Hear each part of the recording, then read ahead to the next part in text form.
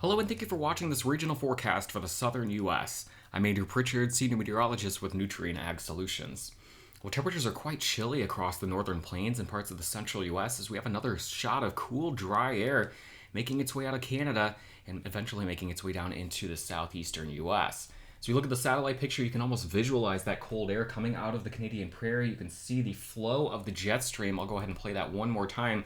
From northwest to southeast across the region, just some very light showers making their way across parts of the Dakotas, and those will swing through the central U.S. as we make our way into the weekend and then off across the northeast.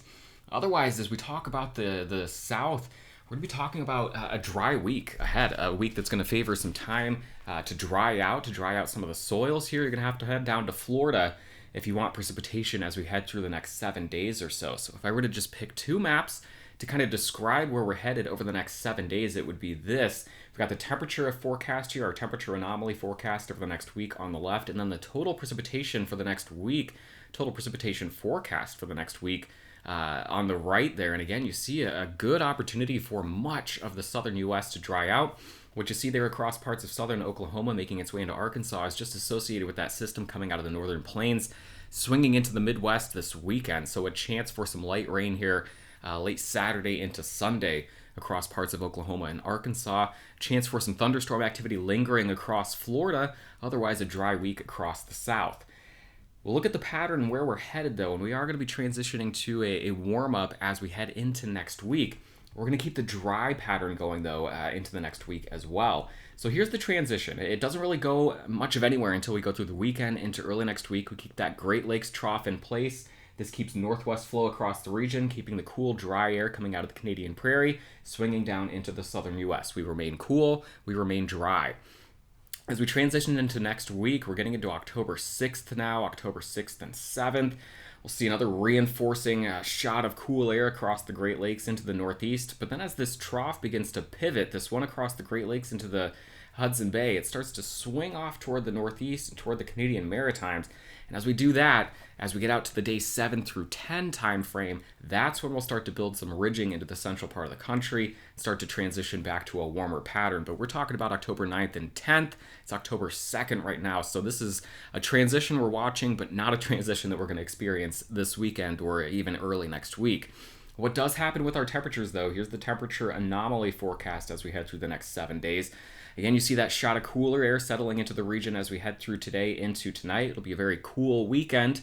We'll see another shot of cool air across the Midwest, making its way into the southeast as we head into early next week. Now you're starting to see some of that warmth returning across the central and southern plains, expanding to include the entire southeast, again, as we head into the October 9th and 10th time frame.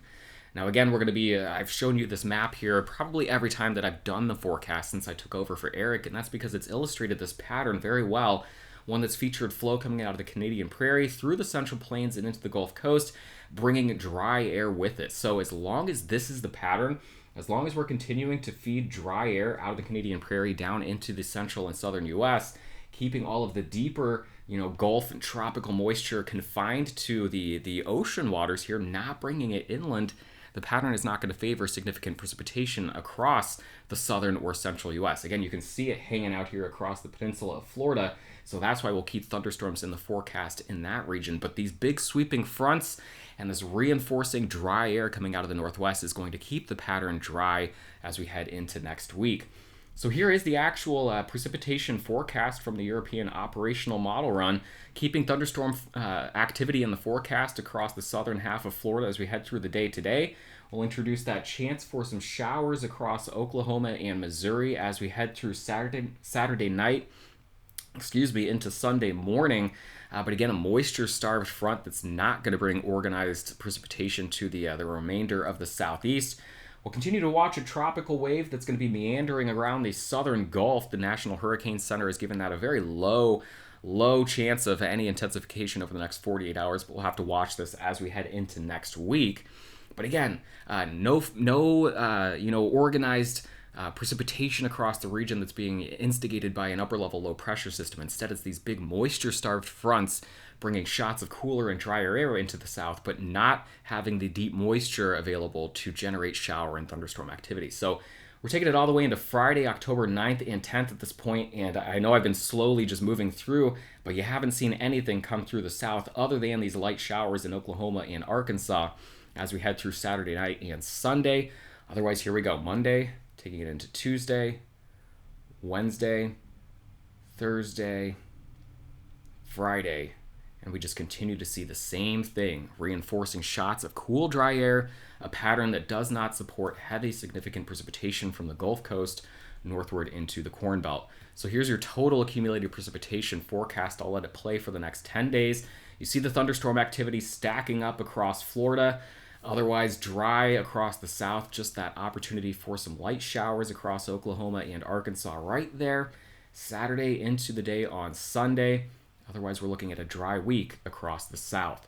Breezy at times across primarily the panhandles as we head through the day today into tomorrow with that little system making its way out of the northern plains.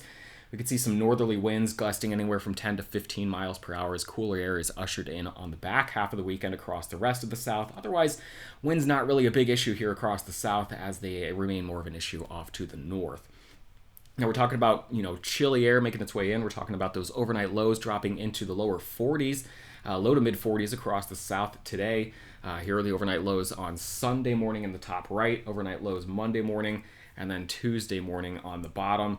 We'll finish with a look at those high temperatures. Again, it's going to be a weekend and a start to next week that is well below average across everywhere except the Panhandle region, really. We'll see those temperatures in the 60s and 70s today. See those upper 90s across the panhandles in West Texas tomorrow afternoon, 60s and 70s elsewhere for the rest of us. Sunday, and then here's Monday, and then it is on Tuesday, transitioning deeper into next week that will start to expand some of that warmth from the west, returning temperatures back to more seasonally appropriate levels. And then as we get into late next week, October 9th and 10th, perhaps transitioning to a pattern that is a little bit warmer than average across the south and the central U.S. I hope you have a wonderful Friday, a great weekend, and we'll talk to you again on Monday morning.